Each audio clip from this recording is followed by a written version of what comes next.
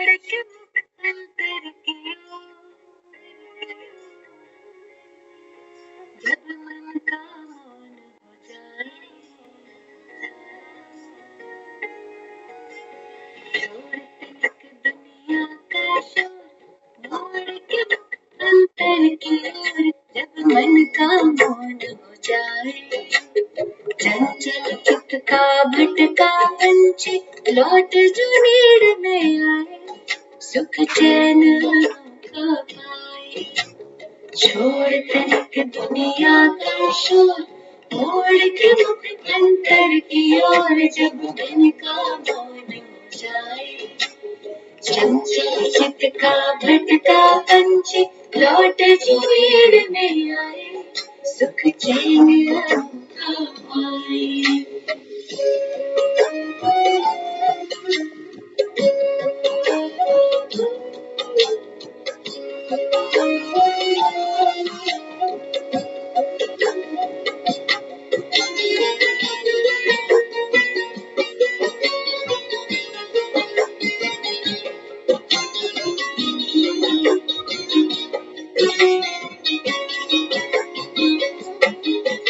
अंतर्मुखता की बैठ गुफा में मिलता परम विश्राम है।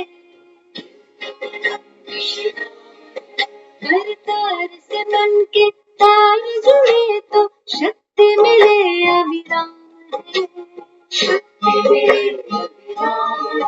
अंतर्मुखता की बैठ गुफा में मिलता परम विश्राम है। कर तार से मन के तार जुड़े तो शक्ति मिले अविराम है। आनंद के अनहद गीत मधुर अंतर निरंतर गाए। आनंद के अनहद गीत मधुर अंतर निरंतर गाए, सुख चैन अनोखा पाए। छोड़ तनिक दुनिया का शोर, मोड़ के मुख अंतर की ओर, जब मन का मौन हो जाए। मन का मौन हो जाए।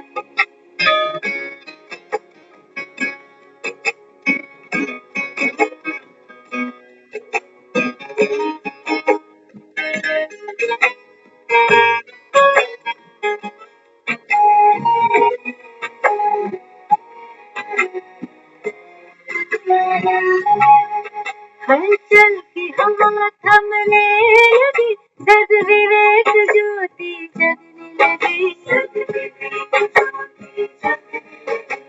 शांत हृदय में प्रीत प्रभु की चिंताएं हरने लगी। हलचल की हवा थमने लगी, सद विवेक ज्योति जगने लगी। शांत हृदय में प्रीत प्रभु की चिंताएं हरने लगी। नव सृष्टि सृजन संकल्प सुमन उत्साह उमंग जगाए। नव सृष्टि सृजन संकल्प सुमन उत्साह उमंग जगाए, सुख चैन अनोखा पाए। छोड़ तनिक दुनिया का शोर, मोड़ के मुख अंतर की ओर, जब मन का मौन हो जाए। चंचल चित्त का भटका पंछी लौट जो नीड़ में आए, सुख चैन अनोखा पाए। जब मन का मौन हो जाए, सुख चैन अनोखा पाए।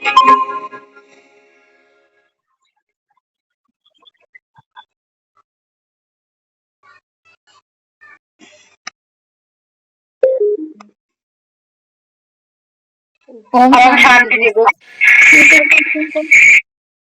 शांति सभी को। चित्त का चंचल पंछी,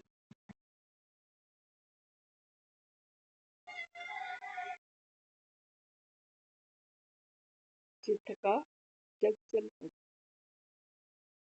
जब अपने नीर में आए, चैन अनोखा पाए।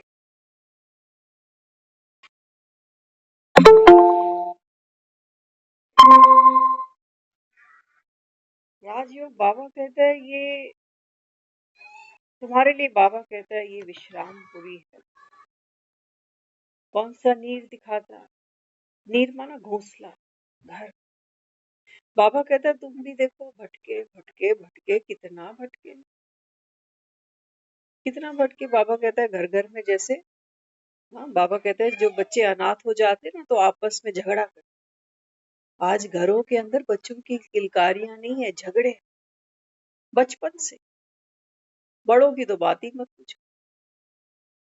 बाबा कहते हैं बच्चे आप खूब भटके, खूब भटके बाबा। सुख शांति तुमने कहाँ कहाँ तलाशी, मकानों में, संबंधों में, पैसे में, रुतबे में, या कई बार तो यहाँ तक कह जाते हो कि मरने के बाद, मरने के बाद शांति। जीते जी नहीं है, जिसको जीवन कह रहे हो, जो चिंताओं से घसीटते जा रहे हैं जीवन। बाबा कहते हैं बच्चे छोड़ तनिक दुनिया का शोर। तो दुनिया का शोर कोई बाहर नहीं है। एक तो हम बाहर देख रहे हैं कि लड़ाई झगड़े हो रहे हैं, बाहर देख रहे हैं कि प्रकृति भी है ना, वो भी तंग हुई पड़ी। कभी कैसा भी मौसम करवट ले लेता, पता ही नहीं चलता। एक शोर बाहर, लोग मौसम की चर्चा करते हैं, शोर मचता है जैसे। कर कुछ नहीं सकते, लेकिन शोर मचाने की पुरानी आदत।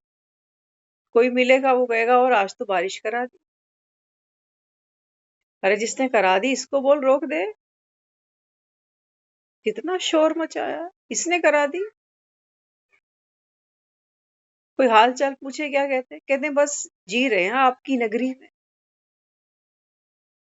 जिसकी नगरी सोच के जी रहे हैं वो बेचारा खुद दुखी बैठा, मुस्कुरा जाता है, कहता है अरे मेरी नगरी।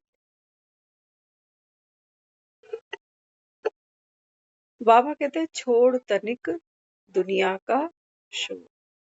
अब हर कोई चाहता तो है सुख चैन से जिए, इसीलिए लोग आजकल प्रेफर करते हैं प्राइवेसी, अकेलापन। लेकिन वो अकेलापन भी रास नहीं आता, डिप्रेशन में चले जाते। क्यों? क्योंकि चित्त का जो पंछी है ना, वो तो खूब शोर मचाता है, वो तो फिर भी खूब भटकता है, भली अकेले पड़े रहे। बाबा कहते हैं बच्चे ये जो चित्त का पंछी है, चंचल है, प्यासा है, भूखा है, भटकता है जंगल जंगल। अब बाबा कहता है मैं आह्वान करता हूँ, चलो कहाँ आओ? अंतर मन की गुफा में आ जाओ। वहां क्या है? वहां बहुत शोर है। अपने अंदर कितना शोर है हमारे, बाहर तो देखते ही। बाहर तो देखिए भक्ति के नाम पे भी शोर हो रहा है बाहर। संबंध निभ रहे हैं, वो भी शोर मचा के निभ रहे हैं। हर हफ्ते, हर 15वें दिन कोई ना कोई बात, कोई ना कोई कलेश हो ही जाता। बाहर बहुत शोर है। कभी महंगाई का शोर है, कभी करप्शन का शोर है, कभी बेरोजगारी का शोर है, कभी मिलावट का शोर है। बाबा कहते हैं बाहर बहुत शोर है। कलयुग है ना, शोर प्रदूषण। क्या कहते हो? घट घट में है तू बसता। कितना शोर मचाते हो। कहते हो घट घट में भगवान बैठा। जहां घट घट के अंदर भगवान बैठा है, वहां बाबा कहता है इंसान, जानवर, प्रकृति ये इतने दुखी क्यों? और घट घट में बैठा है तो जानवर में भी बैठा है, इंसान में भी बैठा है। दोनों ही हिंसक है। जानवर तो है ही जानवर, लेकिन इंसान भी देखो कैसी कैसी हिंसा करता है। हिंसा करने का मतलब वो नहीं समझ लेना कि कोई बकरे काट रहा है बैठ के, बस वो हिंसा हो रही। बाबा कहते हैं बच्चे इस समय इंसान के जो संस्कार हैं ना वो कैसे हैं, हिंसात्मक, किसी से ईर्ष्या, किसी की निंदा, किसी की आलोचना, किसी से घृणा। बाबा कहते हैं बच्चे इंसान कितनी हिंसा करता। क्या कहते हैं? कहते हैं पीठ पीछे कोई सुनता थोड़ी, मैं तो सच्ची खरी खरी बात कर रहा हूँ, वो तो है ही ऐसा। तेरे खरी बात करने से क्या खोटा सिक्का खरा हो जाएगा? बाबा कहता है ये करते करते करते तुमने, बाबा कहता है, कलयुग बढ़ाया। बीती को बिंदी, आज कहा ना बाबा ने, जब तुम किसी की बात को कट करते हो तो बाबा कहता है फिर तुम्हारा अभिमान बढ़ जाता है। वो बाबा कहता है वो सामने वाला अपमान फील कर।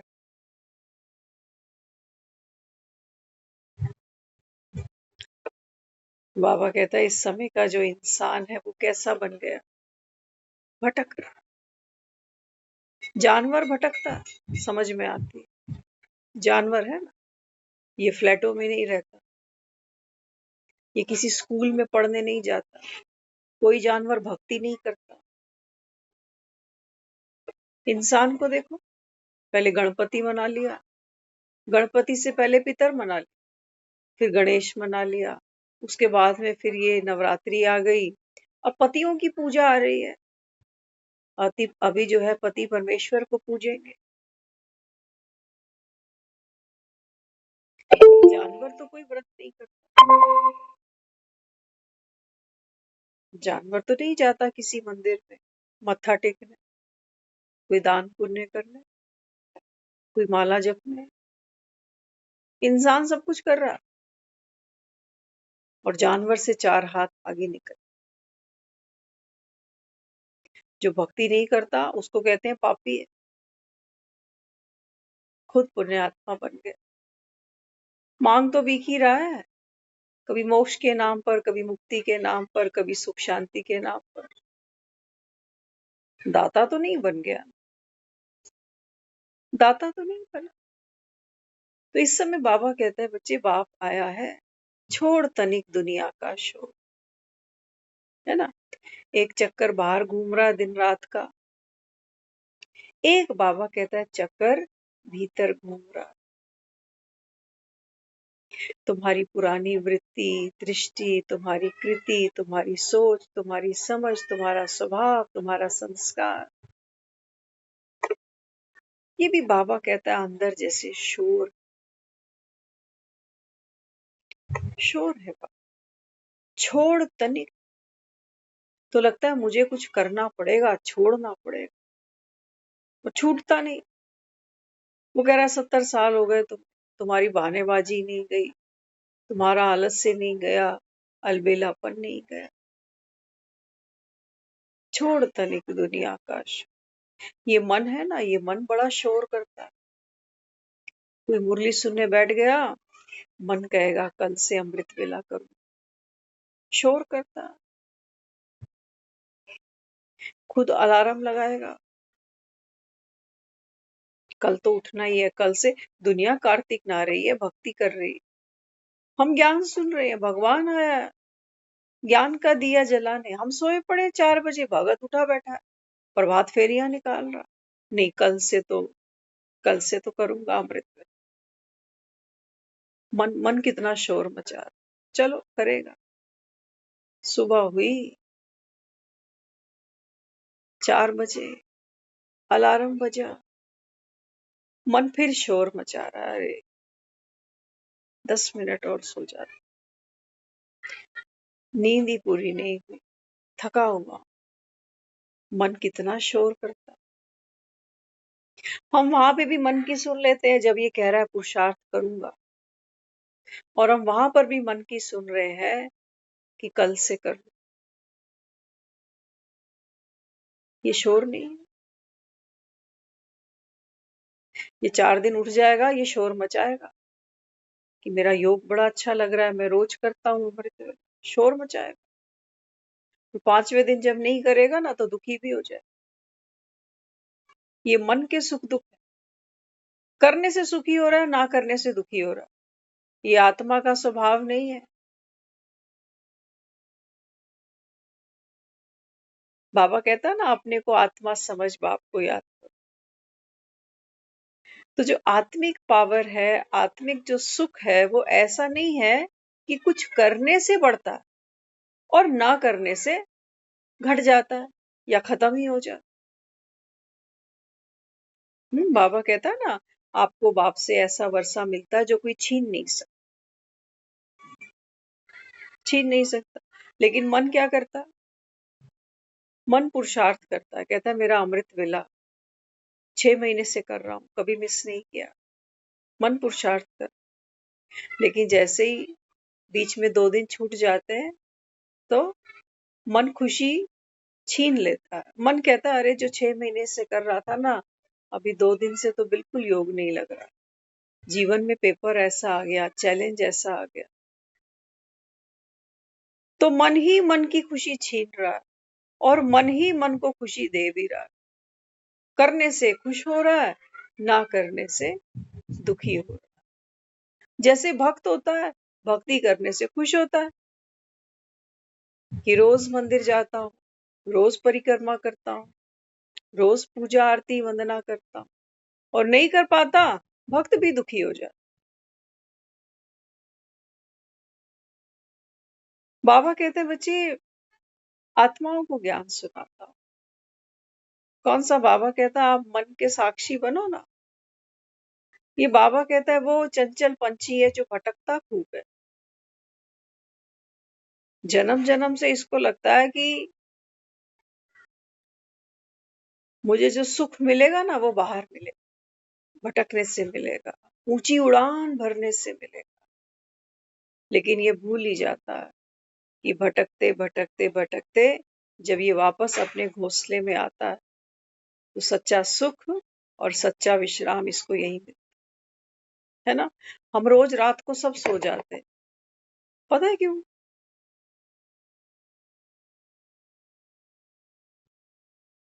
क्यों? हमको तो इतनी सी बात समझ में आती है कि सारा दिन काम करता करता आदमी थक जाता है तो रात को सो ले। रात को सो जाता है, लेकिन कई बार आप चेक करना, हम सोते हैं, पलंग पे होते हैं 8 घंटे 10 घंटे, लेकिन उठकर क्या शिकायत करते हैं? कहते हैं, सारी रात नींद ही नहीं आई।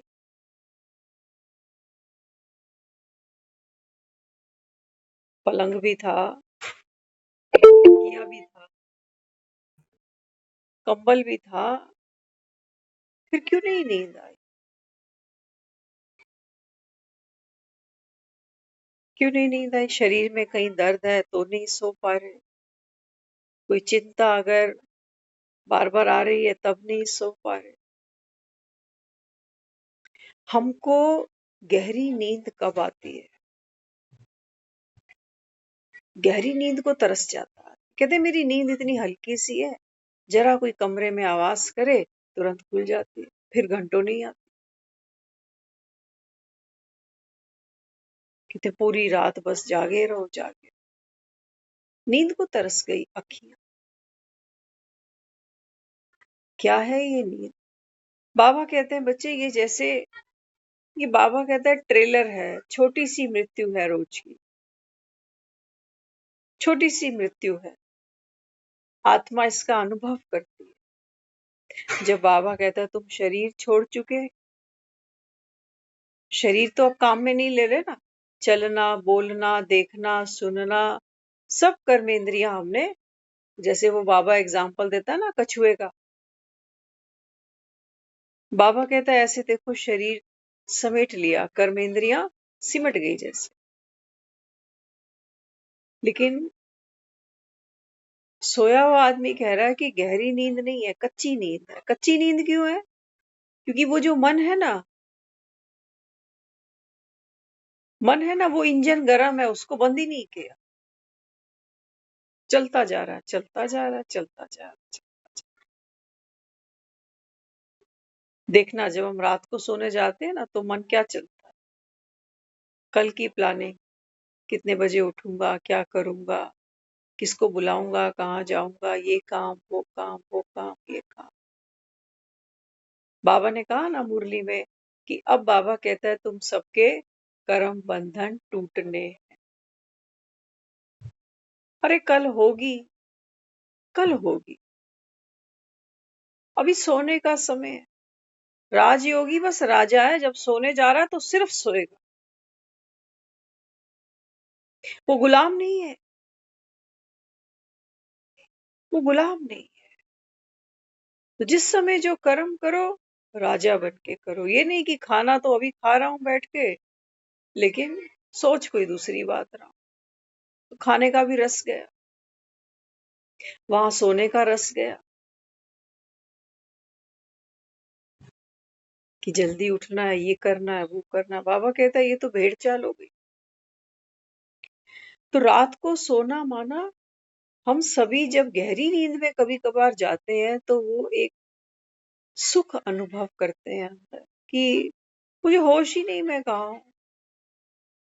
गहरी नींद तोड़ देती है वो आत्मा को शरीर और मन से अलग कर देती है। बाबा कहता है तुम टेम्परेरी कितना सुख लेते हो जब कहते हो बड़ी गहरी नींद, गहरी नींद आई। लेकिन आती कभी कभी है, क्यों? क्योंकि बाबा कहता है तुम्हारी पुरानी आदत है, नींद में भी चलते हो, सपने चलते हैं, पता नहीं तो नींद में कहाँ कहाँ पहुंच जाते हैं। मन चलता जाता, चलता जाता, चलता जाता। बाबा मुझे बार बार क्यों कहता है अपने को आत्मा समझ, बाप को याद करो। आत्मा जैसी गहरी नींद, लेकिन अगर मैं वहां बेड पर गहरी नींद कर रही हूं तो कोई आत्मिक पावर नहीं बढ़ रही। क्यों? क्योंकि उस गहरी नींद में बाबा तो कहीं पे भी नहीं है। जब बाबा ही नहीं है तो चार्जिंग कहां से करें? चार्जिंग कहां से हो जाए? इसलिए बाबा कहता है बच्चे अमृत वेले उठो, ये अभ्यास करो। बाबा कहता है कि मैं आत्मा। अच्छा फिर क्या होगा? बोलने से थोड़ी आत्मा अनुभव होगी। क्या चलेगा? बाबा की तस्वीर होगी, गीत चल रहे होंगे, लेकिन मन भीतर कुछ और चलाएगा। अभी 2 दिन पुरानी बात है, सुबह मॉर्निंग क्लास में दीदी ने एक ड्रिल कराई सबको। ड्रिल कराने के बाद दीदी पूछने लगी बताओ किसी का मन भटका?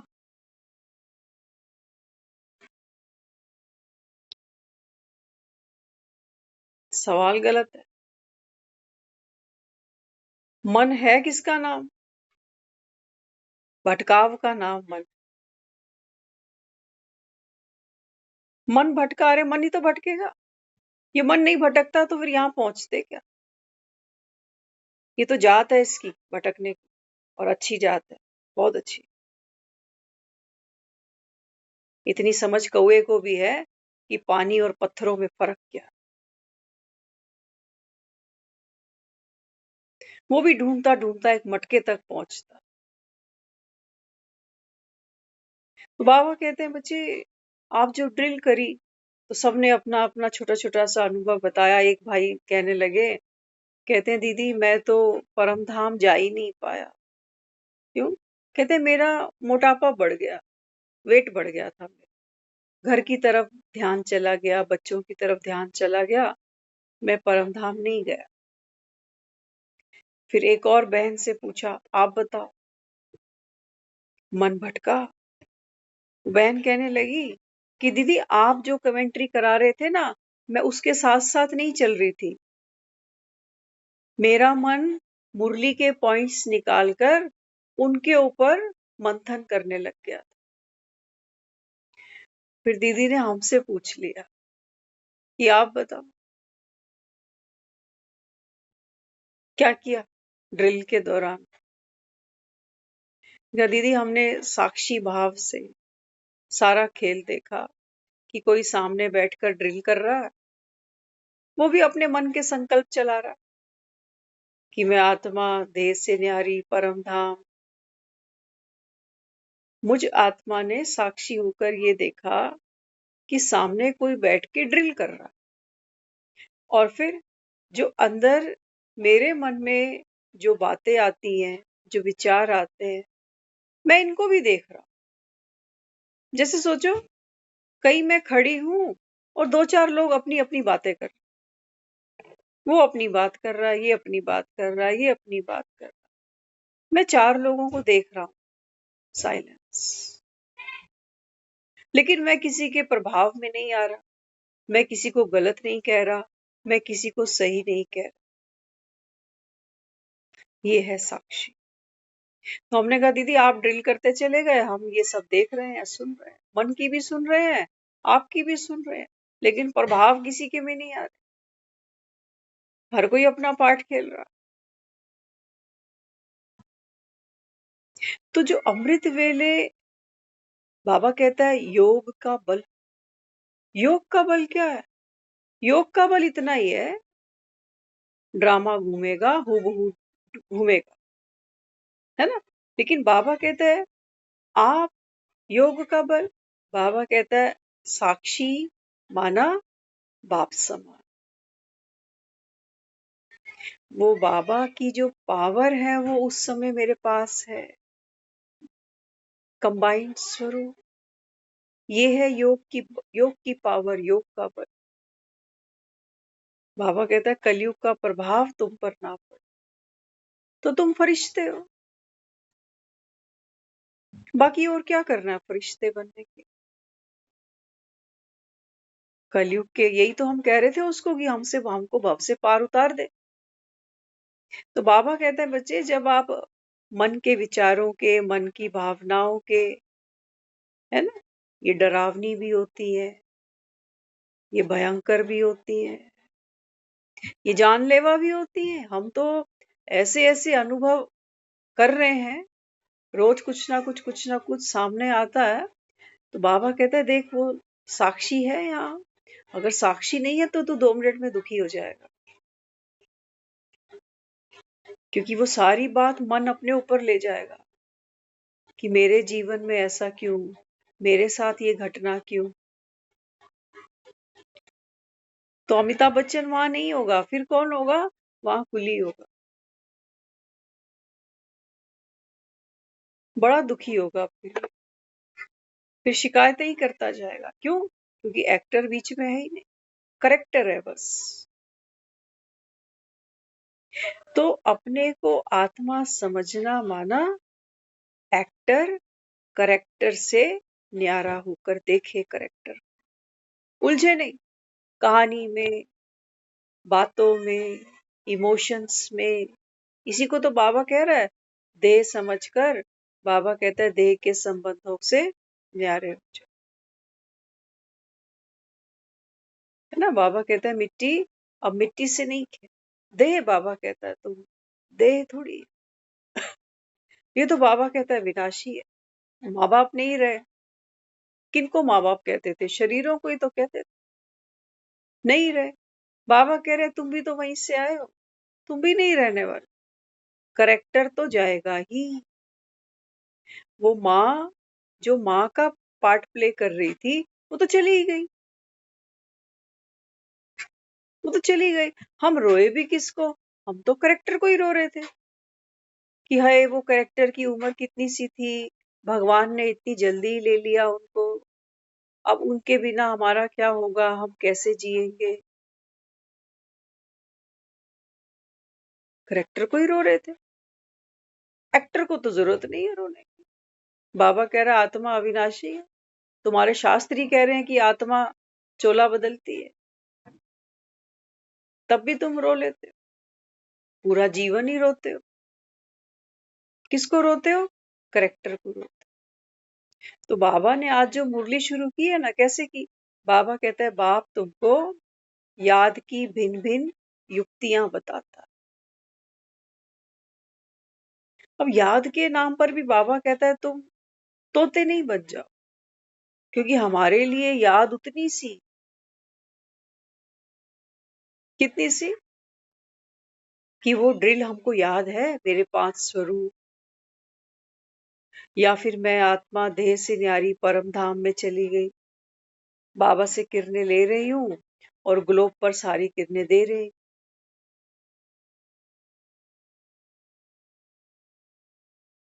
बाबा ने कह दिया, बाबा कहते हैं बच्चे ये जो ज्ञान है ना, ज्ञान यही खत्म हो जाए।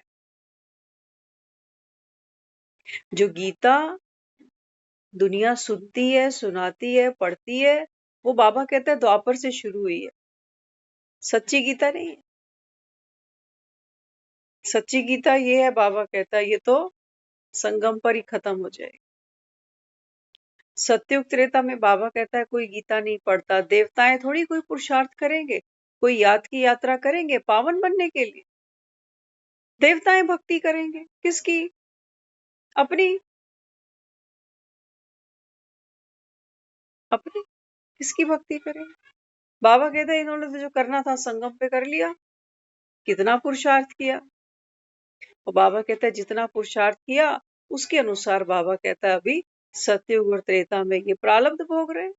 तुम ही तो कहते हो पिछले जन्म में पता नहीं कौन से कर्म किए। बाबा कहता है ये अंतिम जन्म ही, बस एक ये पिछला जन्म है ना। पहले हम क्या सोचते थे कि इस जन्म से पहले वाला जन्म। बाबा कहता है नहीं, पिछला जन्म कौन सा इंपॉर्टेंट है। बाबा कहता है संगम पर जब भगवान तुम्हारे साथ बैठकर तुमको, बाबा कहता है मैं पावन बनाता हूँ, नॉलेजफुल बनाता हूँ। बाबा कहता है ये है तुझ आत्मा का अंतिम पिछला लास्ट जन्म।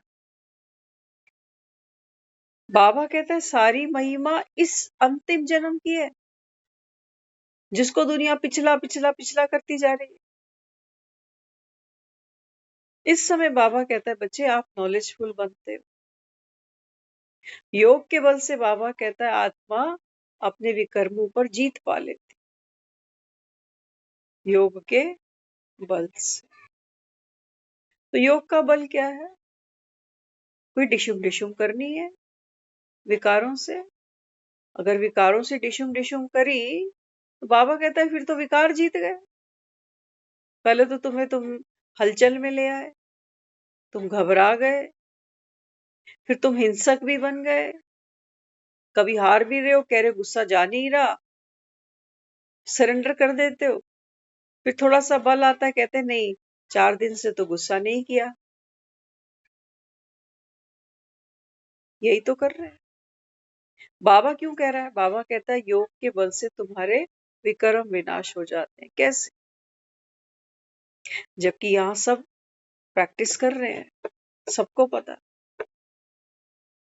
कि आज भी जिनको विकर्म, बाबा कह रहा है विकर्म माना बॉडी कॉन्शियस में रहकर मैंने जो कर्म किया है वो है विकर्म। विकर्म माना उल्टा कर्म। उल्टा क्यों? उल्टा क्योंकि बाबा कहता है तूने बॉडी कॉन्शियस से किया, चाहे भक्ति ही क्यों ना की। भक्ति ही क्यों नहीं की? बाबा कहता था कितनों की भक्ति कर ली, कुछ छोड़ा। एक दिन तो तुम पति को भी परमेश्वर कह ले, करवा चौथ वाले इसकी भी पूजा कर ले। बाबा कहते हैं बच्चे इस समय बाप बैठकर ये अंतिम जन्म तुम आत्माओं को अपने समान, बल्कि बाबा कहता है मैं तो तुमको अपने से भी जास्ती ऊपर उठा देता हूँ। सोचो, भगवान से भी 4 हाथ आगे। बाबा कहता है मैं सतयुग में थोड़ी मालिक हूँ, तुम मालिक बनते। मालिकम असला। बाबा कहता है ये बाप तुम बच्चों को सलाम कर, भगवान हमें सलाम कर रहा है। तो विकर्म कैसे विनाश होते? बाबा कहते हैं बच्चे जब आत्मा आप अपने सत्य स्वरूप में टिके हो, साक्षी हो मन और तन से, तो बाबा कहता है पिछला जो भी था, क्योंकि पास्ट का तो बाबा ने आज भी कहा ना, पिछला तो बाबा कहता है जो साधु संत हैं घर बार छोड़ जाते हैं, बाबा कहता है उनको सब याद रहता है। ध्यान से सुनना, आज इसी पॉइंट में ये आंसर निकल जाएगा कि विकर्म विनाश कैसे होते हैं। बाबा ने क्या कहा? बाबा ने कहा कि जो जितने ये साधु सन्यासी है ना, ये भी क्या करते हैं? ये घर बार छोड़ देते। बाबा कहते हैं अगर इनसे पूछो कि तुमने घर बार क्यों छोड़ा, तो बताते ही नहीं। बाबा कहते हैं युक्ति से पूछते हैं। युक्ति से पूछते हैं कि आप में ये वैराग्य कहाँ से आया? हमें भी बताओ ताकि हम भी आपके जैसे बन जाए। बाबा कहते हैं उनको कोई अपनी पुरानी बातें भूलती थोड़ी, पहले दिन से थोड़ी कोई साधु बनकर बैठे। बाबा कहता है फिर साधु भी बनकर बैठे हैं, बातें भी नहीं भूलती, नाम भी बदल कर बैठ जाते हैं। लेकिन बाबा कहता है तुम्हारी बात अलग। क्यों भाई, हमारी बात क्यों अलग? बाबा कहते हैं बच्चे इस समय वो तो सिर्फ घर बार छोड़कर बैठा। बाबा कहता है तुमको इस समय इस पुरानी दुनिया से सच्चा वैराग आता है। बाबा कहता है तुम तो नॉलेजफुल हो ना कि सब कब्र दाखिल होने, तो इनसे दिल क्यों लगा? तो बाबा कहता है तुम्हारा ये जो अंतिम जन्म है, तुम नॉलेजफुल बन जाते हो, तुमको ये समझ आ जाती है कि ये पुरानी कलयुगी दुनिया है। तो बाबा कहता है फिर जो जाने ही वाला है, जो छूटने ही वाला है, बाबा कहता है फिर इससे वैराग आना चाहिए। दुनिया में भी हम सब देखते हैं, सोचो घर में किसी के कोई बीमार हो गया, नई नई बीमारी जब डायग्नोज होती है तो घर के लोगों के अंदर एक करंट होता है, भाग दौड़ करने का, पैसा लगाने का, ये हॉस्पिटल वो हॉस्पिटल, ये वाला डॉक्टर वो वाला डॉक्टर। महीना बीतता है, 2 महीने बीतते हैं, 3 महीने बीतते हैं, 4 महीने बीतते हैं। जैसे जैसे समय आगे बीतता है, ऐसे ऐसे उनको अंदर से कुछ समझ आने लगता है कि हम अपनी तरफ से बहुत कुछ कर रहे हैं, कर चुके हैं, लेकिन बात हमारे हाथ की नहीं है। तो धीरे धीरे जब उनको समझ में आता है कि ये बीमारी रिवर्स नहीं होती, तो क्या करते हैं? पेशेंट खुद ही कह जाता है आर या पार कर दो। और वो जो 4-6 महीने धक्के खा चुके हैं ना, ये 4-6 महीने इनको भी प्रिपेयर करता है। ये समय इतना टफ समय बीता कि एक पेशेंट के साथ जैसे सारा घर पिस गया।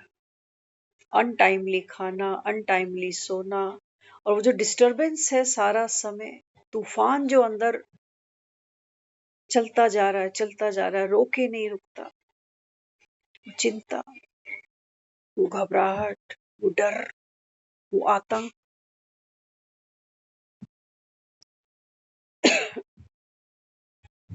बाबा कहते हैं ये अमावस होती है,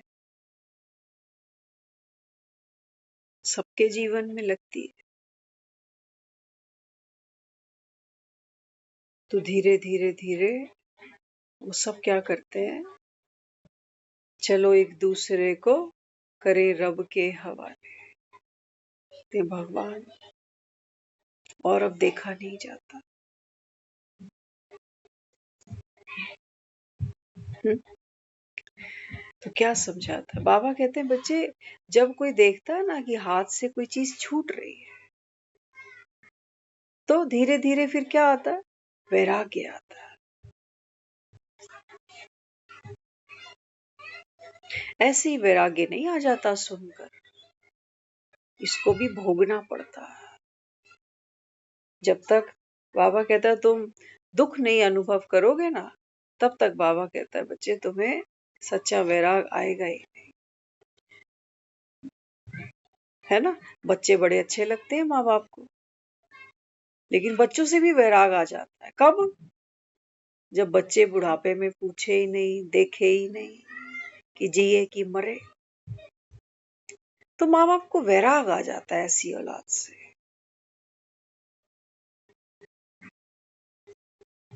लेकिन बाबा कहते हैं बच्चे वो जो वैराग है ना, जो दुनिया में लोगों को आता है, वो साधु संत बन जाते हैं, वो फिर इनको दुआएं नहीं दे सकते, फिर वो दे सकता है कोई दुआएं? और कौन देगा? सोचो, अगर मन भारी करके कोई दुआ दे भी दे तो एक माँ देगी, एक बाप देगा। क्यों? क्योंकि मोह के हाथों बिके हुए हैं ना, सोचेंगे हमारा ही तो है। और गीत भी तो गाते हैं कि पूत कपूत हो सकते हैं, माता सुनी ना कुमाता। तो कहेगी चल इसका भी भला हो। क्यों?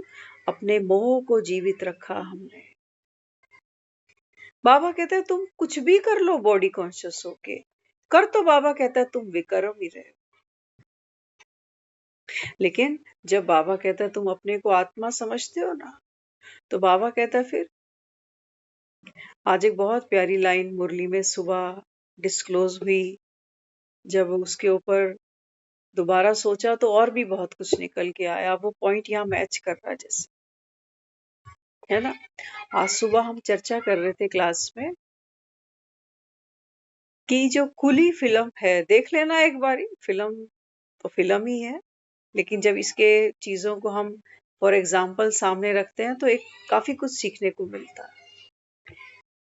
कुली फिल्म के अंदर जो विलन है वो अमिताभ बच्चन के पेट में घूसा मारता है, और वहां पर वो सीन को पॉज कर दिया जाता है। रियल में वो घूसा उसके लग चुका है, और वहां लिखा होता है इसी शॉट में अमिताभ बच्चन को चोट लगी।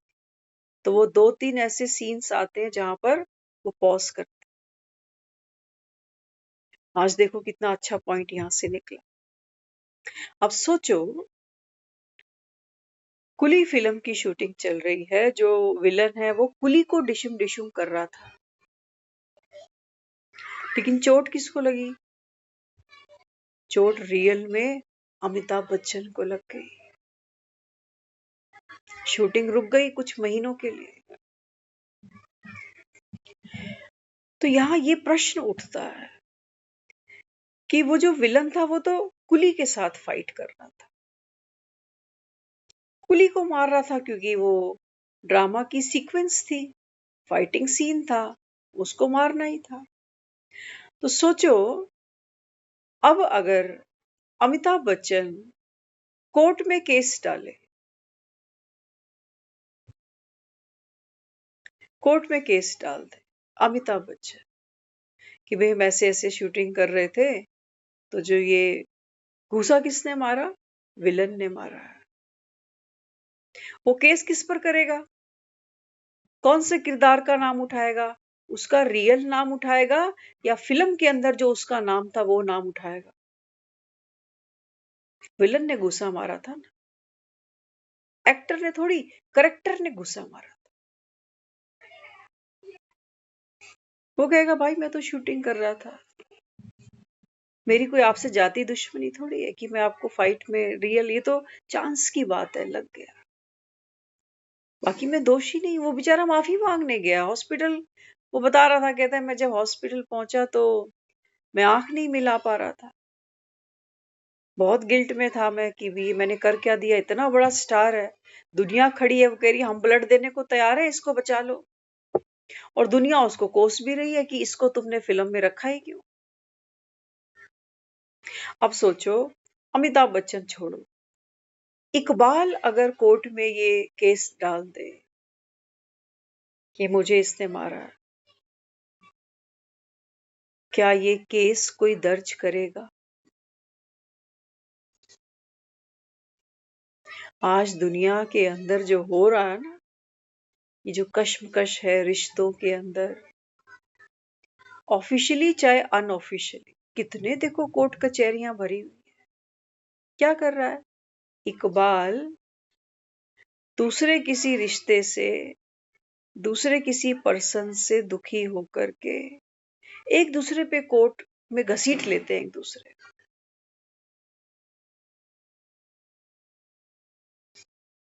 सोचो, विक्रम विनाश हो रहे, झूठी झूठी गवाहियां चलती हैं, गीता की कसम भी खा लेते हैं, सब कुछ कर लेते हैं। तो बाबा कहता है ये झूठ की दुनिया है, मेरे साथ कुछ गलत हुआ तो ममता ने केस फाइल किया है किसी पर। बाबा कहते हैं बच्चे ये ड्रामा एक्यूरेट है, हूबहू रिपीट हो रहा है। क्यों तुमको ये ज्ञान दे रहा हूं? ताकि बाबा कहता है अभी तुम विकर्मों से बाहर निकलो। कई लोगों को सुनते हैं ना, वो कहते हैं यार कोर्ट में जाने का क्या फायदा, आदमी मर जाता है, केस चलते रहते हैं, जो भी सेटलमेंट है वो बाहर कर। ये वकीलों की जेबें गर्म करने से तो अच्छा है समझदारी दिखाओ, कोर्ट के बाहर आ जाओ, आमने सामने बैठकर कोई बातचीत से हल कर लो बात को। कौन बैठेंगे? दो करेक्टर बैठेंगे। तो बाबा यहाँ क्या दिखाता? बाबा कहता है योग के बल से, याद की शक्ति से, बाबा कहता है इस संगम पर तुम्हारे विकर्म विनाश होते हैं। कैसे? मैं नॉलेजफुल बन गई, अब मुझे ये पता चल रहा है कि आत्मा ये जो ममता का पार्ट प्ले कर रही है ना, इस ममता के साथ ड्रामा में किसी ने धोखा कर दिया, किसी ने चीट कर दिया। और ड्रामा वो कह रहा है कि तुम्हारे हिसाब किताब चुकतू होंगे। तो नॉलेजफुल आत्मा अब ये सारी कहानी को जानने के बाद में, वो जज कहता है ना, सारे गवाहों को मद्देनजर रखते हुए, वो भी पहले सबको सुन लेता, दोनों पार्टीज की बात सुन लेता, अब डिसीजन लेता। तो बाबा कहते हैं बच्चे तू नॉलेजफुल आत्मा है ना, तो बाबा कहता है अब तू देख कि ड्रामा, बाबा कहता है एक्यूरेट है, न्यायकारी है, कल्याणकारी है। आपके साथ बाबा कहता है गलत कुछ हो ही नहीं सकता, हो नहीं सकता बाबा। क्यों? क्योंकि बाबा कहता है कल्याणकारी बाप तुम्हारे साथ। जिस बात में बाबा कहता है तुम्हें अभी अकल्याण दिखाई देता है ना, बाबा कहता है इसमें कल्याण छिपाओ। तो अब बाबा कहता है बच्चे जिसने आपको चीट किया, धोखा दिया, अब जब हिसाब किताब चुकतू होने हैं, जब बाबा कहता है कि तुम्हारे विकर्म विनाश होने हैं, तो कैसे होंगे? अब बॉडी कॉन्शियस होकर के मैं सामने वाले आदमी के बारे में कोई भी ऐसी बात विचार कर नहीं सकती कि ऐसा क्यों है, मैंने क्या कमी रख दी, मैंने तो हर चीज करी, अपने से बेस्ट किया, लेकिन इसने मेरे साथ तो बहुत बुरा किया, है ना? तो ये एक एक जो बॉडी कॉन्शियस होके मैं विचार क्रिएट कर रही हूँ, है ना? क्योंकि हम क्रिएट करना इसको क्यों कह रहे हैं यहाँ पर? क्योंकि कई बार हम ये अपने मुख से कह देते हैं कि मेरी बद्दुआ लगेगी इसको, मैं देने वाला हूँ, मैं डूअर बना हुआ हूं यहाँ, तो कह रहे हैं मेरी बद्दुआ लग जाएगी इसको, खाली नहीं जाएगी, ये भी भुगतेगा। तो क्या कर रही हूँ यहाँ पर? क्या कर रहे हूँ? देखो ड्रामा के अंदर कई लोगों से मिलते हैं ना, वो बोलते हैं, कहते हैं हम घर में बच्चा आया कई साल बाद आया, तेरी दुआओं का असर था तो टाइम पर आ जाता, इतने साल क्यों देर कर दी? मेरे सोचने से, मेरी बद्दुआ देने से अगर किसी का बुरा होना हो, है ना? अभी हमारे पीएम ने ऑपरेशन सिंदूर लॉन्च किया था जब आतंकी हमला हुआ था। क्या जरूरत थी? अगर देश में किन्नर इकट्ठे करो ना तो बहुत सारे, और लोग ये मानते हैं कि जब एक किन्नर किसी को बद्दुआ देता है तो खाली नहीं जाती। क्या जरूरत थी इतना बड़ा ऑपरेशन सिंदूर करने की? सारे किन्नर को इकट्ठा कर लेते और कहते दो इन आतंकवादियों को बद्दुआ, एक भी नहीं बचना चाहिए। बाबा कहते हैं बच्चे तुम्हारे कुछ भी सोचने से ड्रामा थोड़ी चेंज हो जाता है। हाँ, बाबा कहते हैं तेरे जो संस्कार है ना वो और कड़े हो जाते हैं, क्योंकि तुम डूअर बन जाते हो, तुम थिंकर बन जाते हो, तुम भोगता बन जाते हो।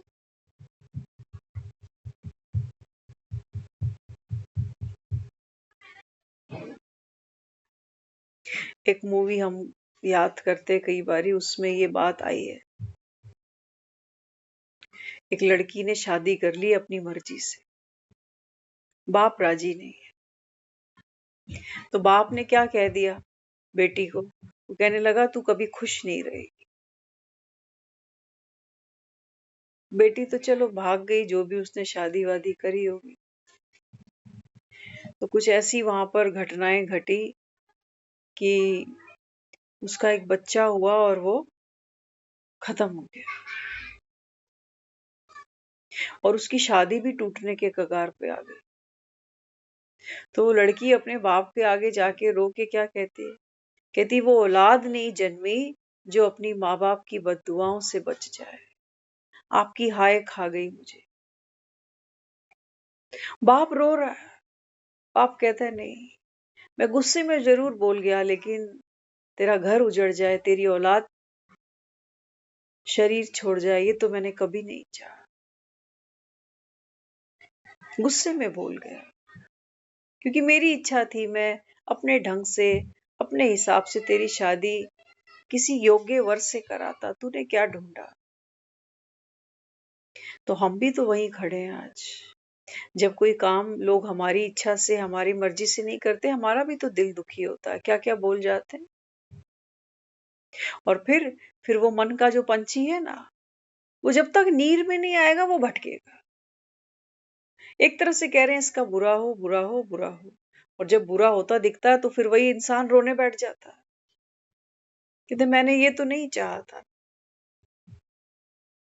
तो बाबा क्या समझाता, बाबा कहते हैं जब तुम एक बाप को याद करते हो ना, तो बाबा कहते हैं ये सारा ड्रामा चल रहा है अंदर, ये दुआओं बद्दुआओं का, ये मेरी मर्जी ये उसकी मर्जी। बाबा कहते हैं बच्चे आप इस सारे ड्रामा को साक्षी होके देखते हो, तो बाबा कहते हैं तुम वहां साक्षी दृष्टा हो, बस डूअर नहीं हो। बाबा कहते हैं डूअर तो तुमने मुझे सौंप दिया ना। जब कर्म बाबा कहता है तुमने मुझे सौंप दिए, तो डूअर क्यों बचा ली। तो बाबा कहते हैं तुम्हारे जब करता ही नहीं बचा, जब करता ही बाबा कहता है तुम छोड़ बैठे, तो बाबा कहता है फिर विकर्म कहाँ बचेंगे तुम्हारे पास। हो गए विकर्म विनाश, जब करते का विनाश हो गया, कर्ता का जब बाबा कहता है विनाश हो चुका, तो बाबा कहता है फिर विकर्मों का विनाश हो चुका। क्यों, क्योंकि बाबा कहता है आपकी डूअरशिप मैंने वहां से ले ली। अब पास्ट में जो भी हुआ, सपोज अगर मैं अपनी पर्सनल लाइफ की बात करती हूँ, ज्ञान में आने से पहले बहुत कुछ हुआ है। बॉडी कॉन्शियस थे, वो बाबा सभी को कह रहा है। बाबा कहता है बच्चे तुमको भटकना ही था, तमो प्रधान बनना ही था।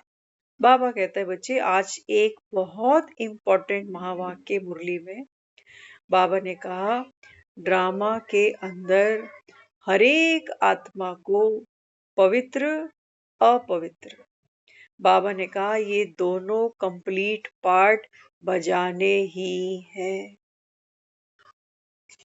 क्यों, क्योंकि आत्मा वो कहता है ना अविनाशी है, तो कैसे अविनाशी। बाबा कहता है आत्मा के अंदर जो 84 जन्मों का पार्ट है ना, बाबा कहता है वो तो मैं भी नहीं बदल सकता।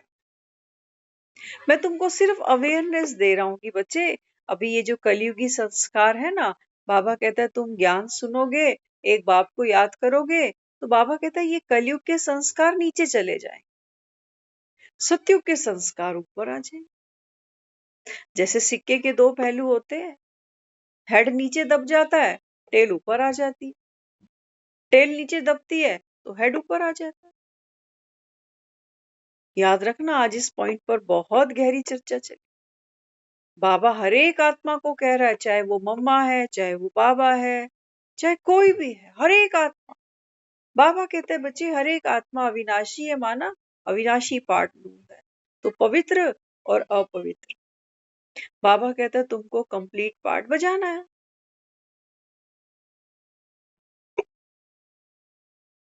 बजाना है। बाबा कहता है नूंद है।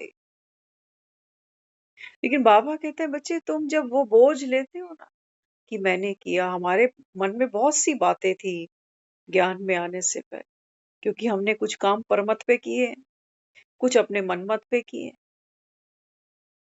लेकिन अब जब ज्ञान समझ में आता है तो ये लगता है कि अरे गलतियां तो बड़ी भारी कर दी। लेकिन अब इसका बोझ उठा के चले। बाबा कहते बच्चे तू वहां था ही नहीं, आत्मा थी कहाँ वहां पर, वो तो सारा खेल ममता कर रही थी। और बाबा कहता है यही ड्रामा की नूंद थी। अमिताभ बच्चन थोड़ी 786 नंबर का बिल्ला लगा के बीड़ी पीता हुआ कुली की तरह भागेगा। ये तो इकबाल भागे, वो कहेगा सारी दुनिया का बोझ हम उठाते हैं। अमिताभ बच्चन थोड़ी। हाँ, अमिताभ बच्चन वो पार्ट खेल रहा है। आवाज अमिताभ बच्चन की होगी, कद काठी चेहरा अमिताभ बच्चन का ही दिखाई देगा, लेकिन सोल और रूह अमिताभ बच्चन अलग है। और एक करेक्टर, एक जो झूठा करेक्टर है जो केवल कागजों में पड़ा था, उसको ये जान देगा। इकबाल के अंदर अमिताभ बच्चन जान भरेगा, अपनी फीलिंग भरेगा, अपने डायलॉग्स के माध्यम से, अपने एक्शन के माध्यम से, अपने डांस के माध्यम से इकबाल के अंदर जान डाले। तो सोल ने यही किया। सोल तो खुद को जानती ही नहीं, तो सारी जो जान झोंकी कहाँ झोंकी, ममता के अंदर झोंक दी। और बाबा कहते हैं बच्चे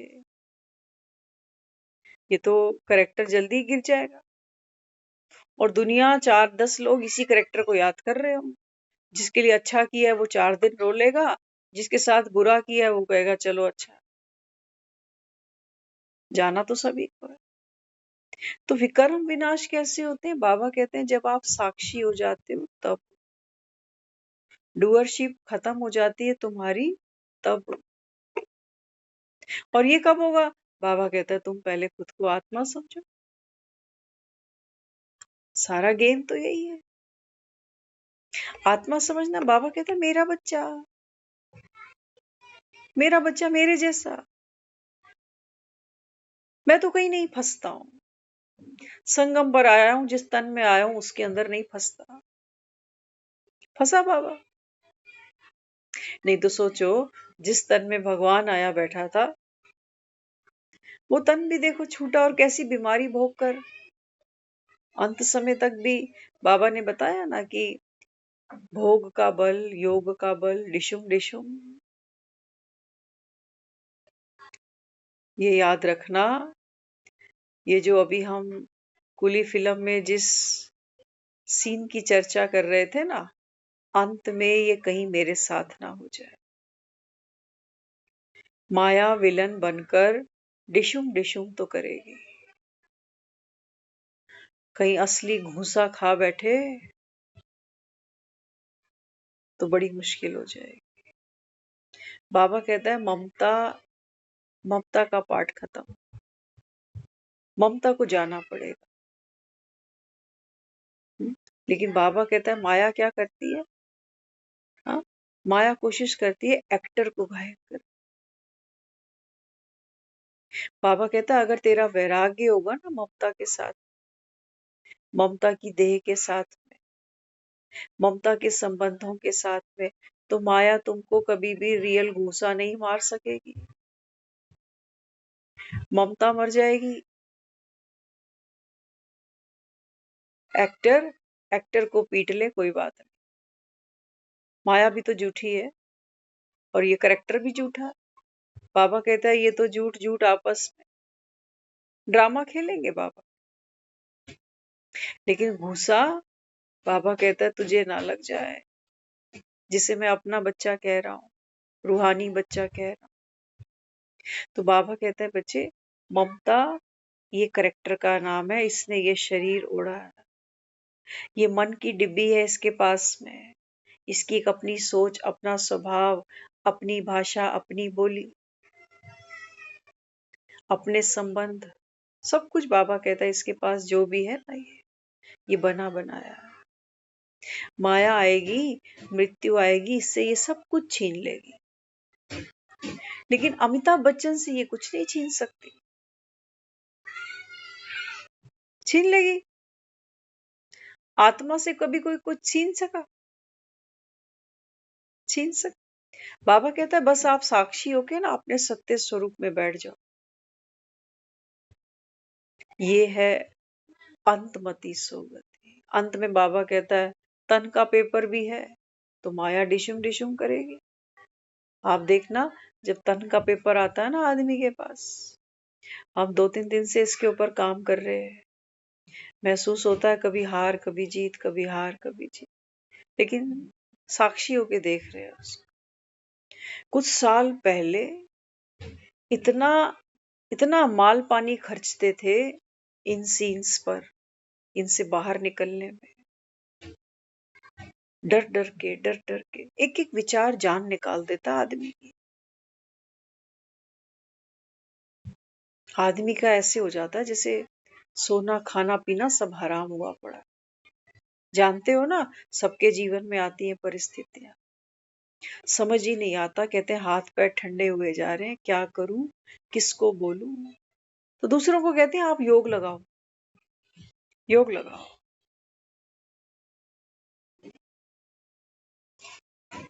बाबा कहते हैं बच्चे तू घर में आके बैठ 2 मिनट, लग गया योग, और कहाँ जाना है तो? क्या तुमको दिखाई नहीं देता ये 84 जन्मों की कहानी चल रही है?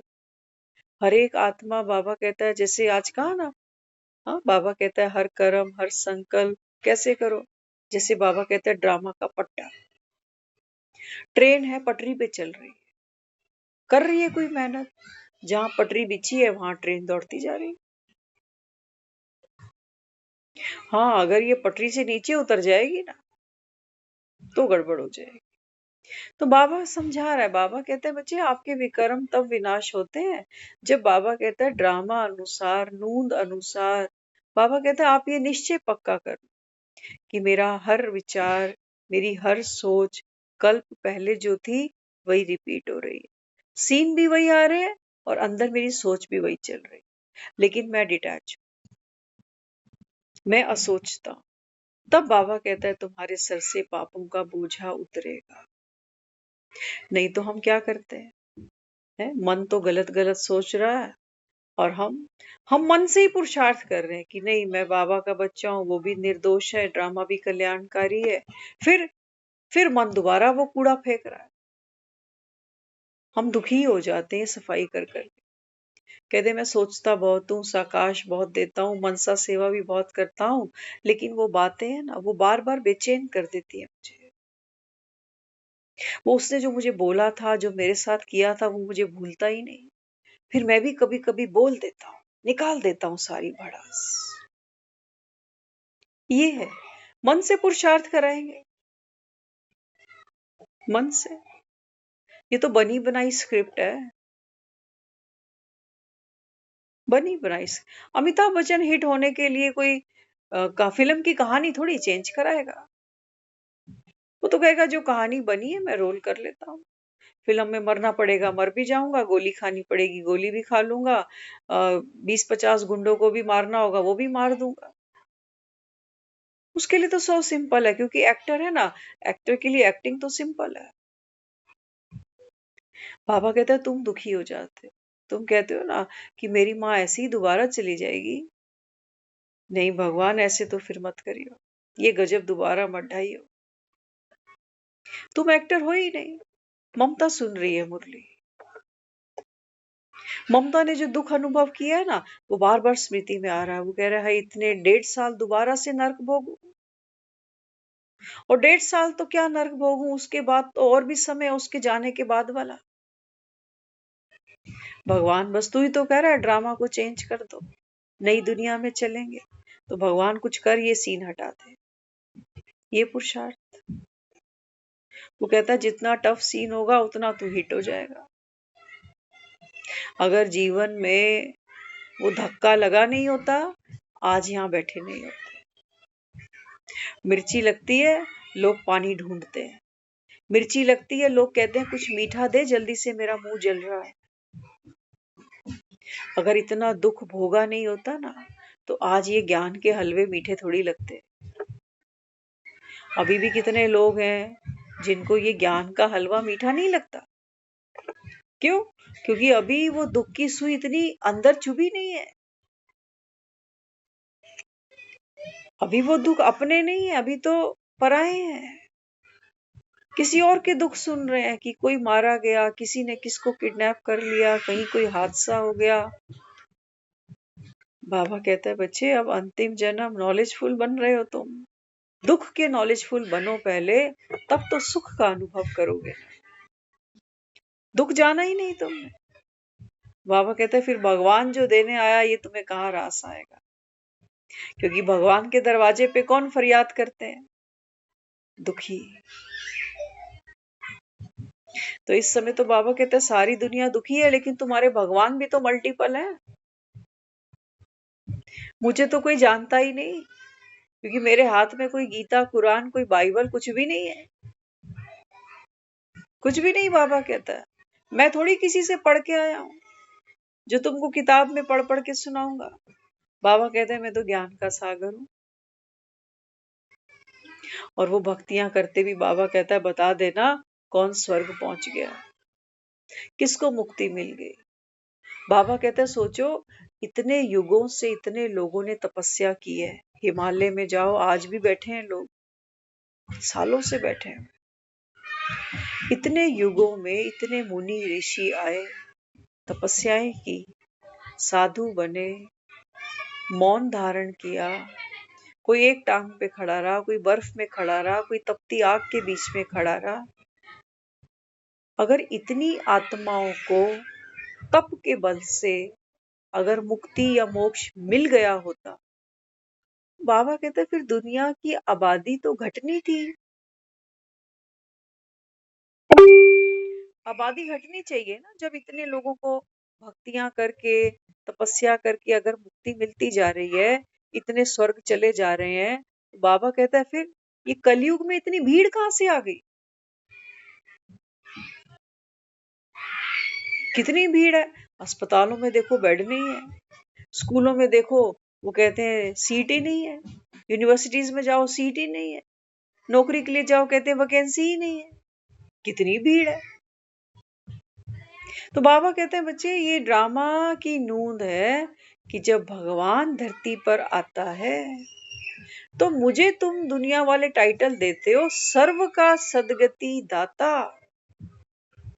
तो बाबा कहता है जब सर्व आत्माएं नीचे होती हैं तब बाबा कहता है ये टाइटल मेरे पे फपता है ना। फिर सबके लिए बाबा कहता है ये ज्ञान का पिटारा खोलता हूं मैं, सबके लिए। बाबा कहता है मोक्ष मुक्ति तो कोई जानता ही नहीं। आज भी कहा बाबा ने, तत्व ज्ञानी ब्रह्म ज्ञानी तो बहुत है, लेकिन बाबा कहता है वो बाप को थोड़ी जानते हैं। क्या कहते हैं? संसार को तो कहते हैं कि संसार जो है ये कैसा है। हाँ, कहते हैं कागविष्ठा समान संसारी सुख है। और मेरे लिए क्या कहते हैं? भगवान के लिए कहते हैं उसका आदि मध्य अंत कोई नहीं जानता। तो बाबा कहते हैं जब ये बेचारे नहीं जानते तो बाबा कहते हैं तुम गृहस्थी सारे, तुम कैसे जानोगे मेरा आदि मध्य अंत, जब तक मैं खुद आकर बाबा कहता है तुमको ये ज्ञान नहीं सुनाऊं।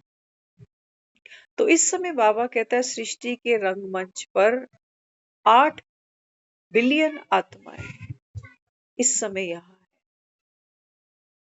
बाबा कहता है मैं तो सबके लिए आया हूं, सबका सदगति दाता हूं। हाँ, तो बाबा कहता है कुछ होंगे जो बाबा कहता है चात्रक बुद्धि है, विशाल बुद्धि है। तो बाबा कहता है वो तो इस ज्ञान को समझेंगे, समझकर बाबा कहता है फिर दूसरों को भी समझाएंगे। तो बाबा कहता है वो स्वर्ग के अधिकारी बने, क्योंकि भगवान नरक से निकाल के सतयुग में डालने आए। तो बाबा कहता है बच्चे स्वर्ग बनता ही तब है जब तुम्हारे अंदर, बाबा कहता है, दिव्य संस्कार इमर्ज होते हैं, तब बनता है स्वर्ग। और बाबा कहते हैं बच्चे बाकी की जो आत्माएं हैं ना, ये तो शिव की बाराती है। बाबा कहता है जैसे घर सब जाएंगे, क्योंकि बाबा कहता है हर आत्मा तो दुखी है, अशांत है, मुक्ति मांग रहे हैं। तो बाबा कहता है चलो एक ही बार जाना है सबको, एक ही बार आता हूं लेने के लिए। तो बाबा कहता है पहले तो सब कहाँ चलेंगे? घर चलेंगे, घर जाने का हम सबका समय है। तो बाबा कहते हैं फिर तुम तो, बाबा कहता है सतयुग में जल्दी से पहुंच जाओगे अपना पार्ट खेलने, बाकी सब बाबा कहता है फिर नंबरवार नीचे उतरेंगे। तो सिंपल सा ये ज्ञान है, बाबा की याद है। बाबा कहता है इससे तुमको मोक्ष, मुक्ति, स्वर्ग, बाबा कहता है सब कुछ बाप तुमको वर्षे में लुटाने आया है। तो जितना बाबा कहता है एक बाप की याद होगी, उतना बाबा कहता है बच्चे आपकी स्थिति बाप समान होगी। तो बाप समान स्थिति है तो बाबा कहता है तुम मुक्त भी हो और जीवन मुक्त भी हो। ओम शांति।